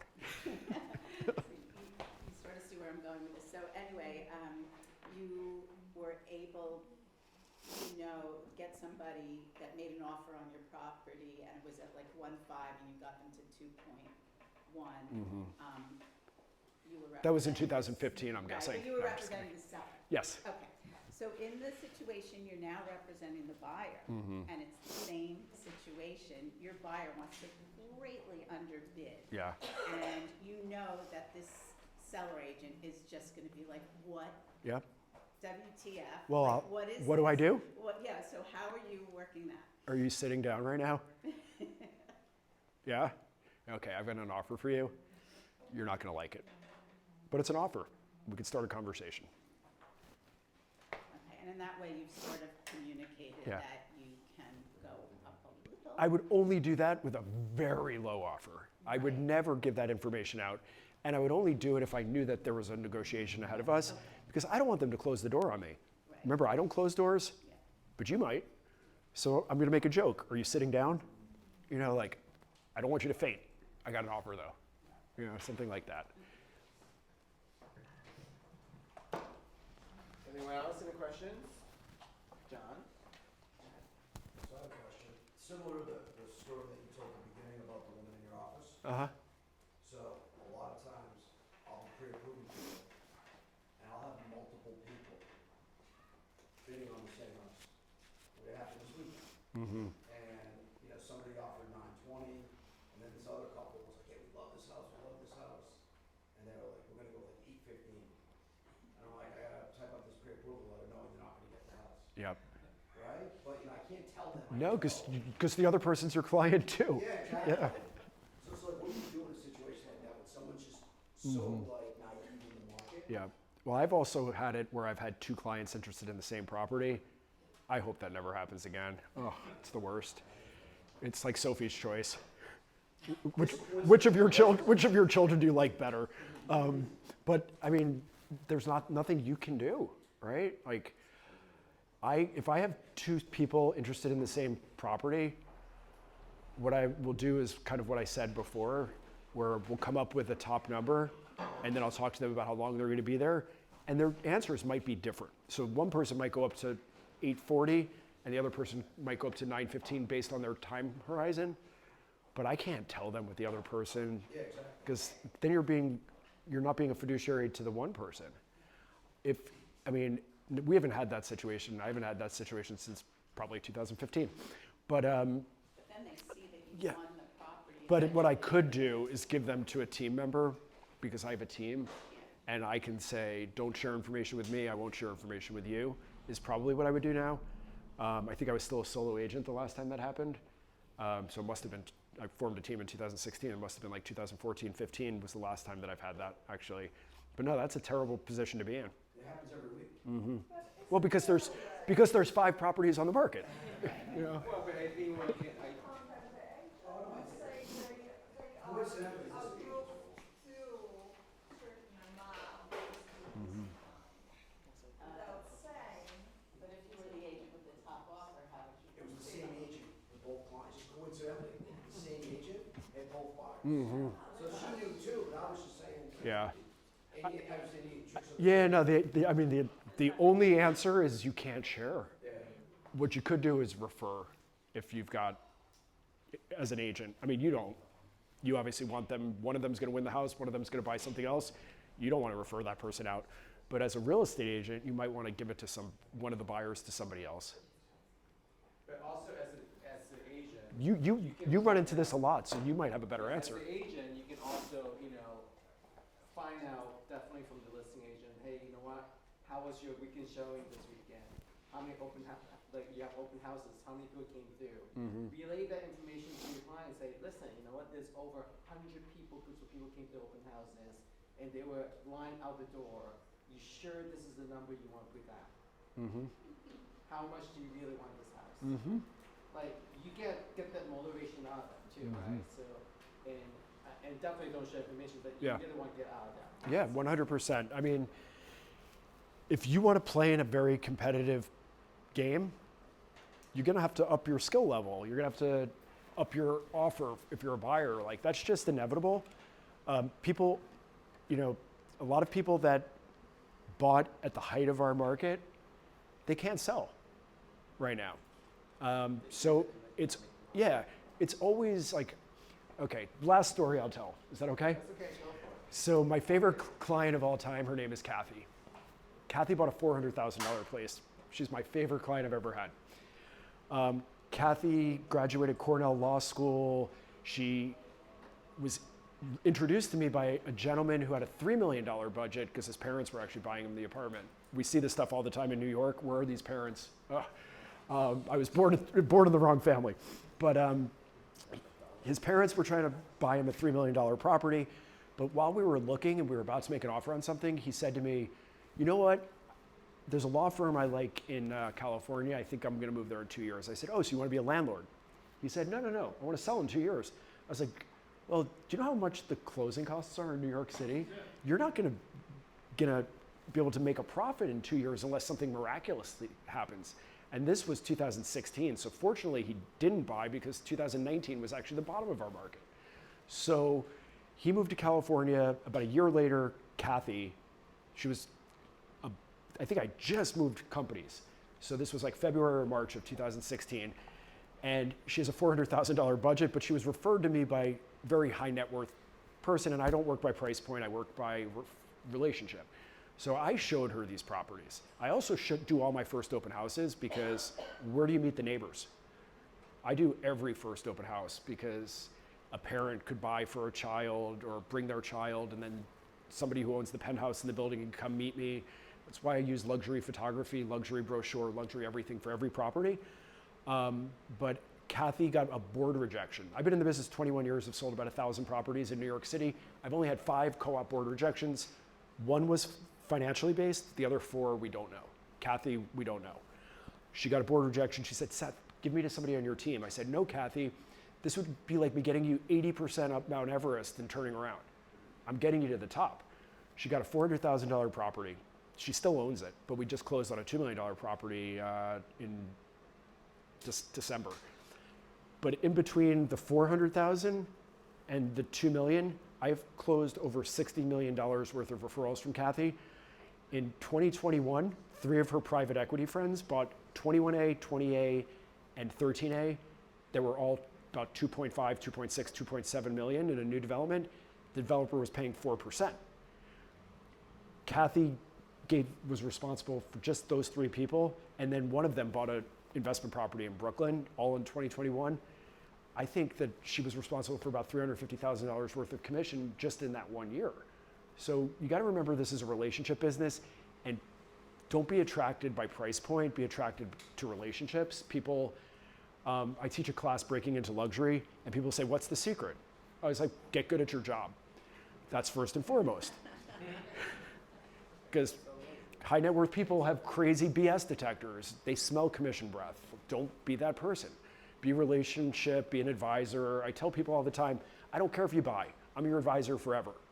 Because they're going to refer me to people because they know I didn't make any money, so they want to help me make money elsewhere, right?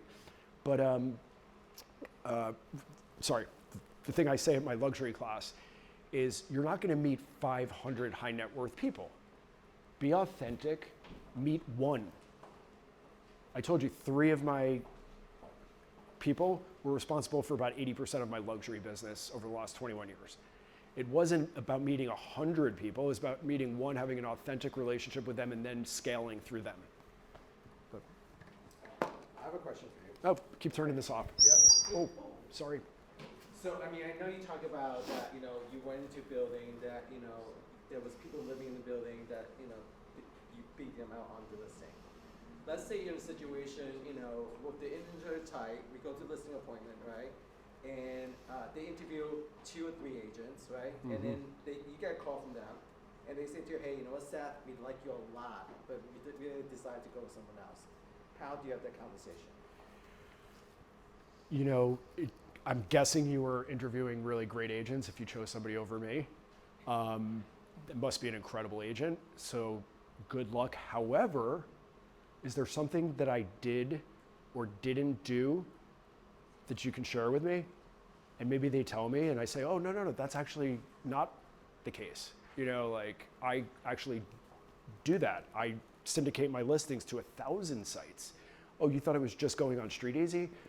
And I will try to claw it back, but I'm not going to disparage the other agent. No, what I'm saying Yeah. is that a lot of agents don't ask that question. Oh, you know, I That's why actually, you should point that out. A lot so- of people don't ask that question. yeah, So Yep. even though you might, yes, they might sign the listing, but Yeah. for you to get better at your skill, 100%. you should find out why you didn't get the listing. Uh-huh. Because maybe you didn't say something, you have it actually, you just didn't say it. Yeah, no, exactly. So, yeah. And you should also ask your clients, how do I win with you? How do I lose with you? Because guess what? Don't do what loses with them. Do what wins with them, right? So like, again, it's asking people questions. Don't just assume anything, right? Like you want to hear it from the client's mouth. So I will say, Simon, how do I win with you?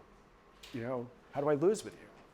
Well, Right. I also say when I go to my appointments, say, hey, at the same time, you know, you're talking to me, I'm also interviewing you as well, making sure we can work together as a partner.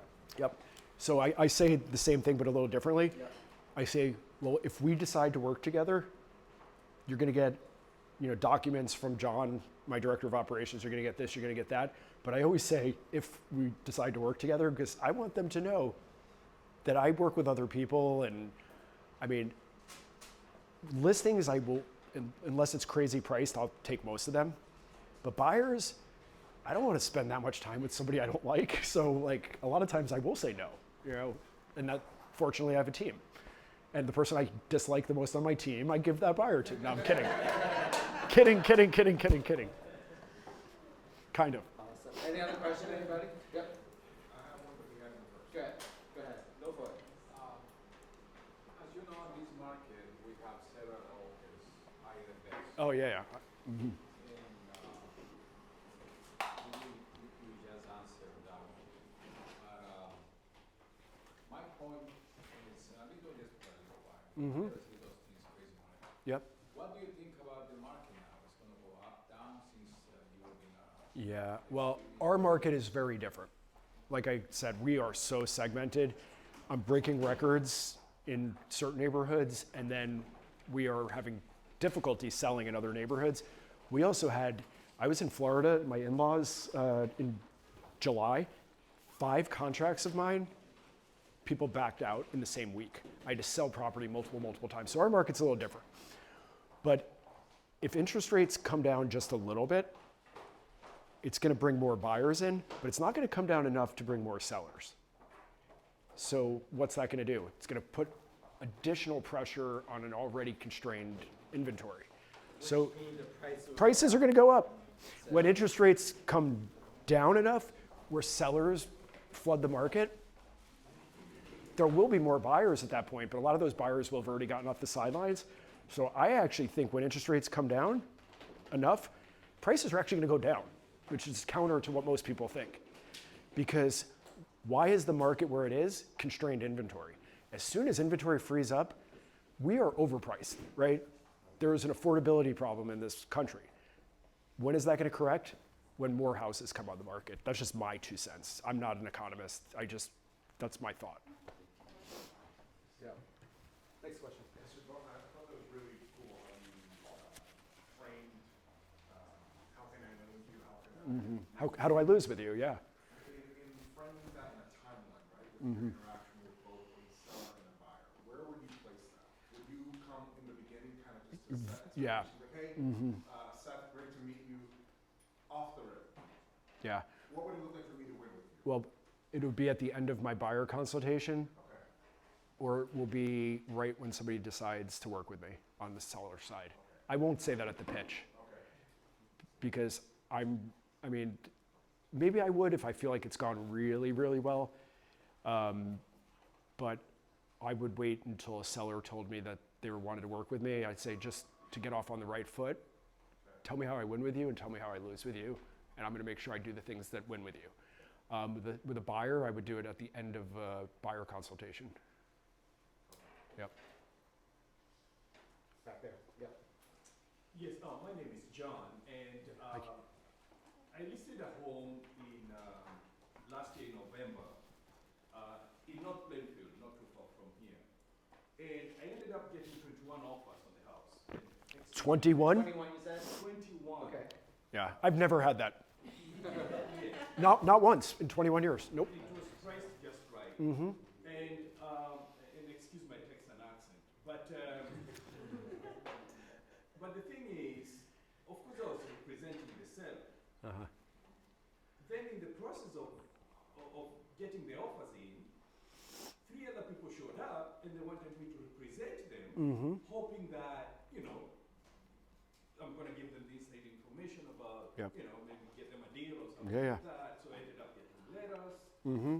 from people who were interested in the Yeah. house, and then ended up, sharing that with the seller. How do you handle People wanting inside information? the what? The people that want inside information? Exactly. Are they cash? Represent- I mean, I will give inside information to people because we have co-ops in the city.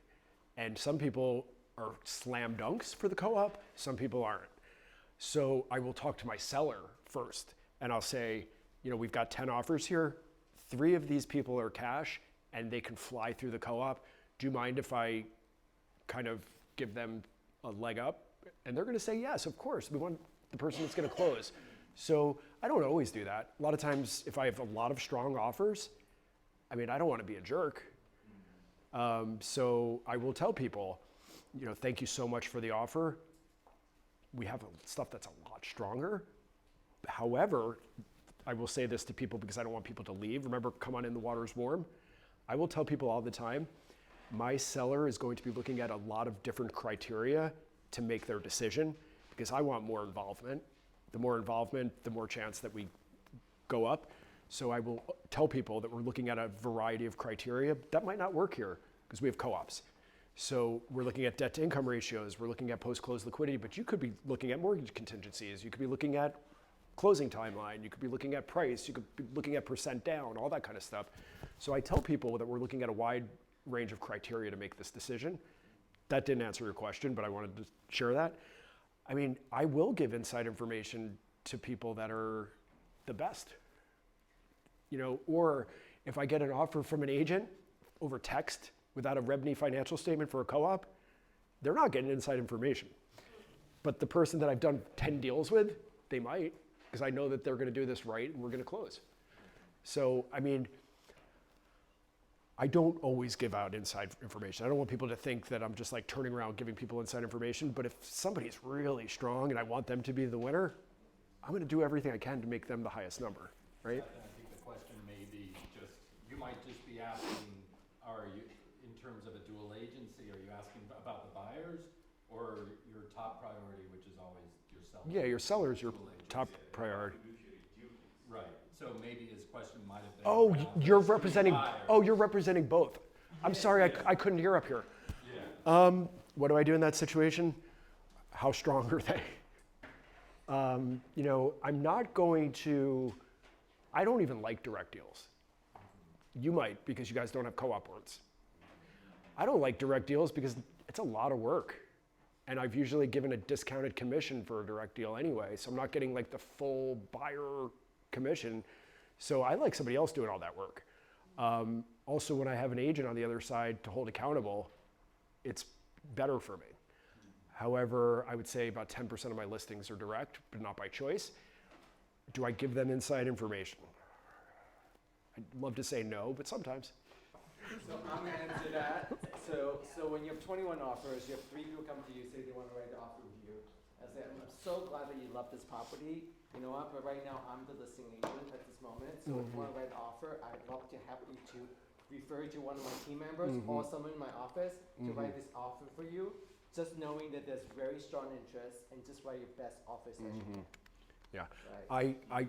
What I do is I tell them I don't feel comfortable being a dual agent, but you're perfectly fine coming to me unrepresented. Because I don't actually like dual agency. I think that there's no way to represent both sides fairly, right? You have to really be careful what you say. Who's gonna give me more referrals? That's why No, it's I'm kidding. always good to. It's better to Kidding. have someone else help you Kind write of. it No, or I'm just refer it kidding. out, because you don't have that. You know, you have your duties with your seller. So You really do a referral to some. Everything. I call it a financial colonoscopy. It's tax returns going back years. It's every bank statement. It's everything. No, of course. And before we go to, I think someone else over here has a question. Yeah. Before you're So under contract. my question is related to the negotiation scenario that you posed, that you were at 2.1, your person came in at 1, or a buyer. the buyer came in at 1.5. How did I get them up? Well, I guess my question is more like Like this. if the if the offer was exactly what you were asking for, do you still No. still the same strategy? Like If we get it off, at 2.1, no, if we get an offer at ask, take the money and run, is what I tell my client. It's during a negotiation, if I feel like I can get somebody a little bit above ask, because we are gonna get other offers and maybe it goes above ask, I'm basically just trying to get to the end of the story quickly, like a choose your own adventure book where page 2 takes you to page 200, instead of having to go through the whole book. And the last thing I'll say, I keep saying this, is a lot of people poo-poo buyers and they love sellers, right? Especially if you're new in the business. Buyers are seeds you plant in the community. They give you referrals. The lifeblood of your business is these seeds you plant early in your career. Sellers, in my market, they move to the suburbs, but more likely, my sellers are moving to Florida or California or North Carolina. And guess what? That relationship's done. So now I have to leverage the success to get listings tangentially around their listing in their building, in their neighborhood. But buyers, Kathy, the one I was telling you about, I mean, I haven't looked. I've been saying 60 million for a few years. It's probably more. Like, she's given me a ton of business. Awesome. Kathy has a question. Kathy's the best. I take her out for dinner all the time. Yeah, I do not have a question, I just said, in case of dual agency, when I had a seller and a buyer in our brokerage. It might be different in New Jersey, so do you want to take this one? Offers, and she deals with, at that point, presenting them to herself. correct. You can have your broker as well. Your broker or your manager. Yeah. You should never really represent both sides if the choices are there. Yeah. Yeah, that's always. I encourage them to come, if they want to be unrepresented, I encourage them to be unrepresented. You don't have to use a real estate agent, but I'm not comfortable pretending to represent you. Because that's what I'm doing, I'm pretending to represent you. This is the person that hired me. I just met you. I owe Simon, right? Like that's where my fiduciary responsibility lies. So I actually think dual agency is a myth. Any other questions? What about AHA? What did you learn today that you stick out in your head that you use? I have a referral from Seth. What? I have a referral from That's my aha. No, I'm just kidding. Anybody? Go ahead. That is the win-win. Okay. Yeah. Right there. Yeah, do you want to know what those 16 boxes are? Yeah. I'll grab my computer and I'll tell you exactly what they are, month over month, year over year. And it's percent up, percent down, month over month. If you get my market update, I know you get my market update, a few of you probably do. I always quote a couple of things and I say month over month, this happened, year over year, this happened. I get it from here. You know, it's like, I have a company, Urban Digs, they're a data analytics company. I was just on their podcast in September. And I told them that they are the best thing that's ever happened to me in my life. But I've encouraged some people in my family not to listen to that podcast because I literally said you're the best thing that's ever happened to me in my life. There's also a local company in New Jersey that does that too as well. So you can find that out, and they do a whole data report for you.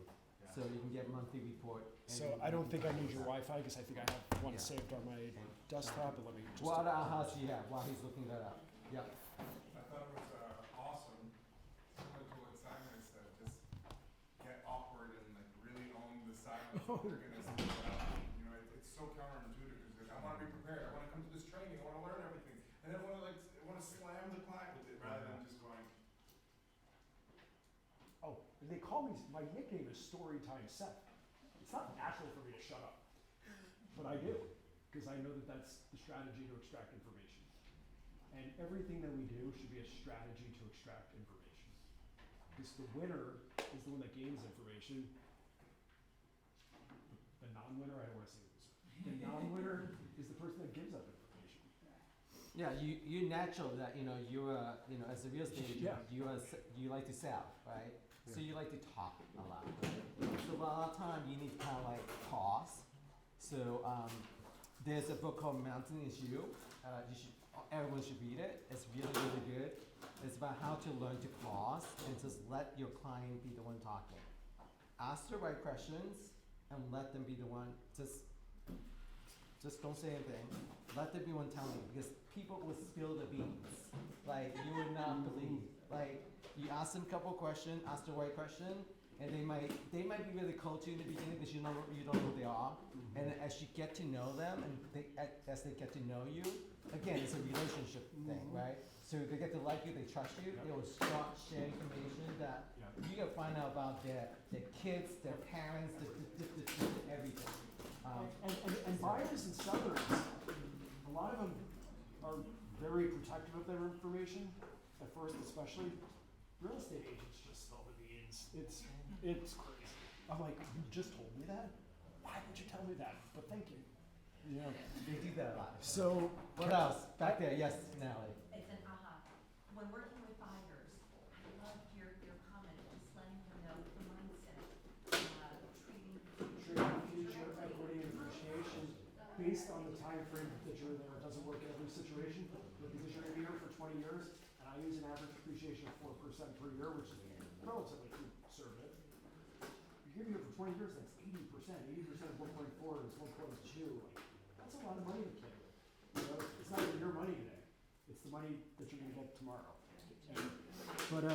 So this is actually a real listing presentation. I have a 4 o'clock listing presentation for a 3-family townhouse in Carroll Gardens later today. So the supply currently on the market. So these are the 16 boxes, guys. That one's not. You might want to. That's okay. We can take a picture I could, of it. yeah, and you then could take a share it. picture or I can email. I have everyone's email address, as long as you No, don't this is have, not. as long as you're not a write-in, if you're a write-in, let us know up front, and we'll email it out to everyone who had registered.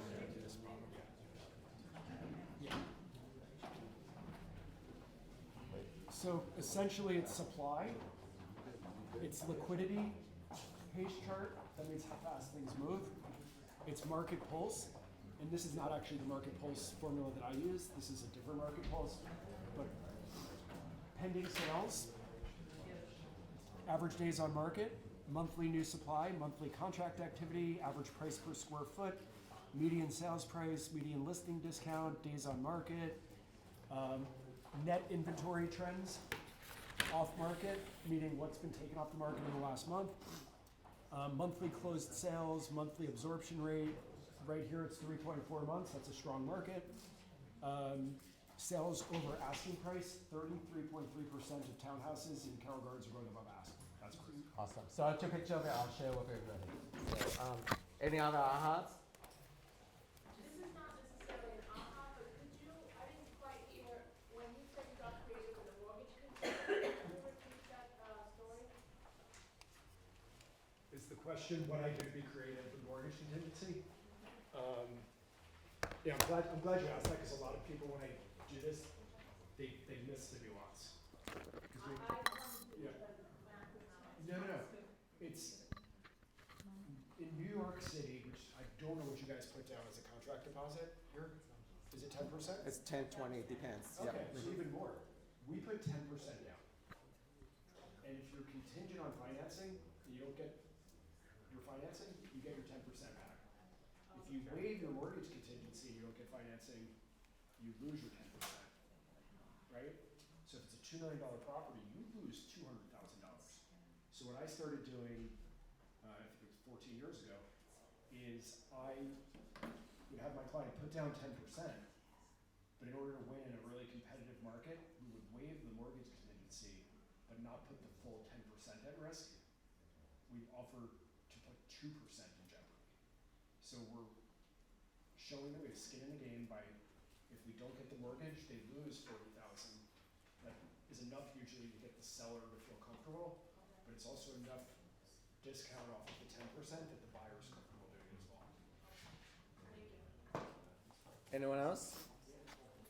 I'm a new agent, and it was just so great to hear what the other side as a listing agent, like think about it, or what they call me about the offers. Yep. And just like things that you've mentioned, they kind of like it went through my head, like, oh, yeah, she was doing that with me. Well, Oh, that's why she you, was doing that. that's why you're here today. Yes. Because now you're never going to give any information away. Well, not for free. Well, thank you so much for all for coming. And so we have a, thank you, Seth.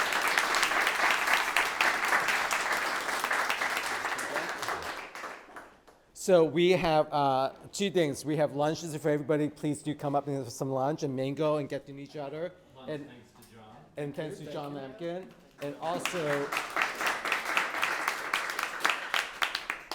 And also on March 13, we have a mastermind coming up. It's an all-day event from 9 to 3 with all different panels, all different topics from all different agents around the country.